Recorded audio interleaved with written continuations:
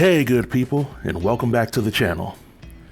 In a few moments, I'll be sharing my list for 10 issues that I had with Avatar: The Way of the Water.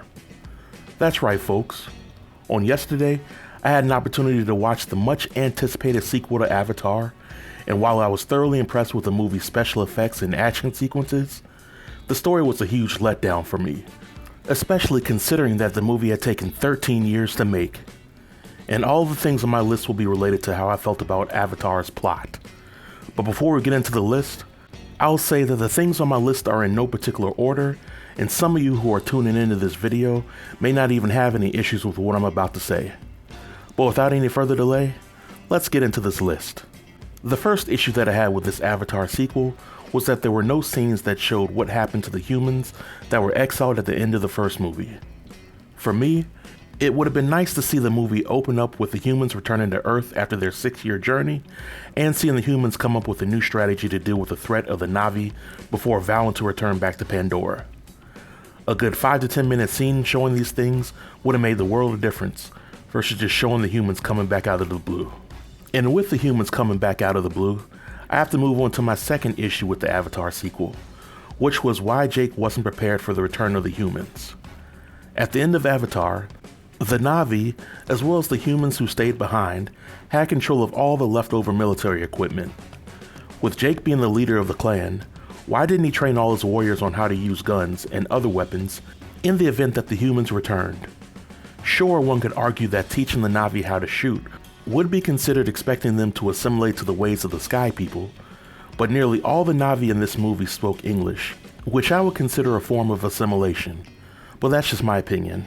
The third issue that I had with the Avatar sequel was bringing the Colonel and company back.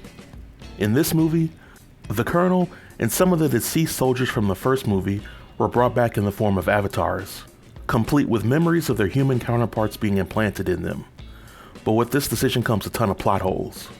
For starters, if the humans have the ability to create autonomous Na'vi avatars, then why not create 100 of them, arm them with the latest weaponry, and use them to wipe out all of the native Na'vi? After all, in Avatar 2, it was established early on that the forest animals pose no threat to the humans or the Na'vi. Furthermore, if one of these militarized avatars dies, what's to stop the humans from creating another one? We then have a situation similar to the Terminator franchise, where the story is never ending because new robots could simply be created and sent back in time to erase the events of the previous movie. Furthermore, the Colonel and company's main mission is to simply hunt Jake down, which is very convenient. But the storyline of taking Jake's kids hostage, then promising to free them if Jake sacrifices himself, was overdone in this movie. My fourth issue with Avatar 2 was the nerfing of Max and Norm.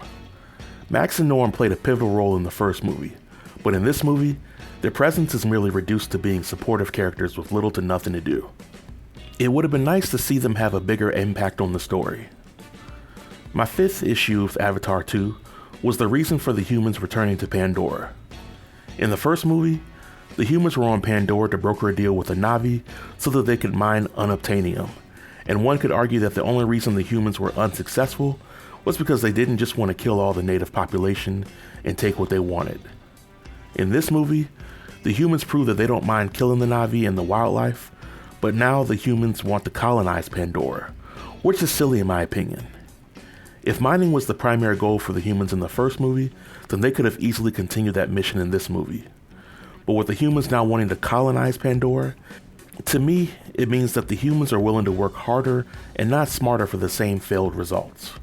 My sixth issue was with Jake deciding to pack his family up and leave the Omotokaya. Now the movie paints this decision as one Jake is making to protect his family, but who will protect the Omotokaya once Jake is gone? While we do get a scene that shows a Na'vi that's being promoted to the clan leader, we get no character development for him or any indication that he can protect the Omotokaya people.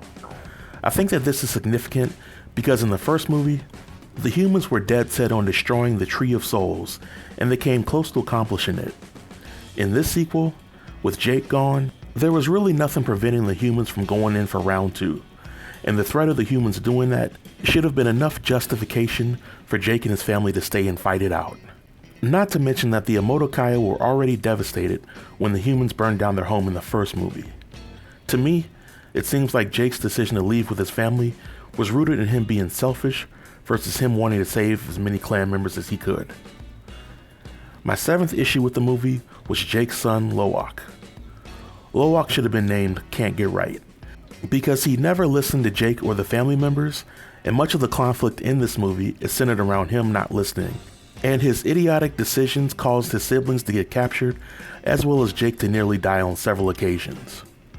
And since we're on the kids, I gotta talk about my 8th issue with Avatar 2, which is the adoptive human named Spider. When I initially learned that this character would be in the movie, I was amazed at the possibilities for him. But after learning that he was the kid of the Colonel, I thought that was lazy writing. The Colonel had zero attachment to Spider, and Jake treated Spider like a son. Yet Spider not only betrayed the Na'vi on several occasions, but he saved the life of the Colonel at the end of the movie, which was pretty dumb, because the Colonel not only vowed to hunt Jake down until he was dead, but the Colonel will likely also feel some type of way, because Spider turned his back on him to rejoin Jake. And why Jake accepted Spider back into the clan was beyond me. Again, it seems like sloppy storytelling. My 9th issue with Avatar 2 was how Eywa took a backseat to the conflict in Pandora.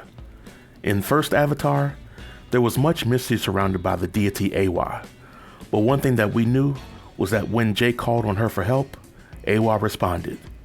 In this movie, I was hoping that we would dive a little deeper into Eywa, and to the movie's credit, Eywa now allows the Na'vi people to directly interact with the deceased, the same way the spiritual planes worked in the Black Panther movies. But we really don't get to dive any deeper than that, which is also a little silly to me.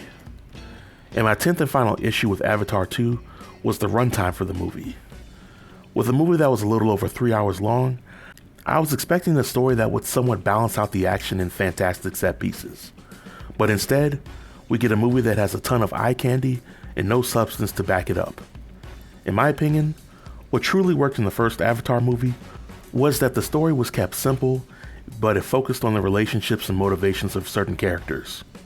But in this movie, it seems like Avatar 2 is trying to cram too much into a large window of time, and this is done with little payoff to show for it. But these are my top 10 issues with Avatar 2, and I would definitely like to hear from all of you on this. Have you seen Avatar 2 yet? And if so, what did you like or dislike about it? Feel free to leave all comments below in the comment section, and I'll be sure to reply to everybody. Until next time, stay tuned and stay safe. Peace.